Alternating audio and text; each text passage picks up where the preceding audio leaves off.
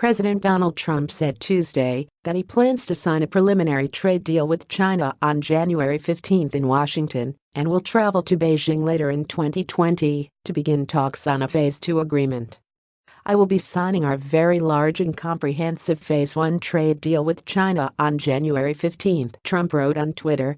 The ceremony will take place at the White House. High-level representatives of China will be present. At a later date, I will be going to Beijing, where talks will begin on Phase 2. The two sides announced earlier this month they had reached a preliminary agreement on a raft of issues including financial services market openings, forced technology transfer, intellectual property protection and currency manipulation. Story continued below. China, as part of the agreement, has also pledged to increase its purchases of U.S. farm goods, energy, manufactured products and services by about $200 billion over the next 2 years, U.S. officials said. However, Beijing has not publicly confirmed those amounts, which U.S. Trade Representative Robert Lighthizer has said would include $80 billion to $100 billion in agricultural purchases.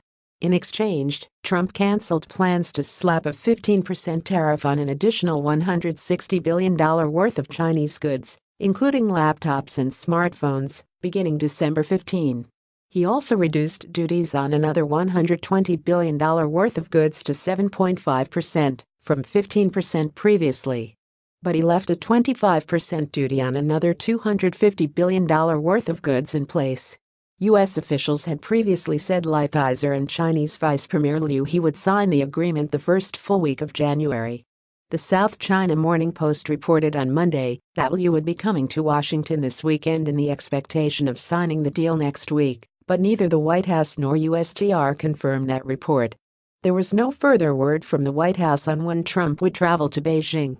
Expectations are muted that the two sides will reach a more comprehensive Phase 2 agreement covering issues such as Beijing's support for state-owned enterprises and government subsidy programs before the November 2020 presidential election. However, some observers believe the two sides could announce further tariff reductions next year as the Phase 1 deal is implemented. White House trade advisor Peter Navarro, in an interview Tuesday on CNBC, said there were still a lot of outstanding issues to tackle in the Phase 2 deal, and probably in a Phase 3 deal as well.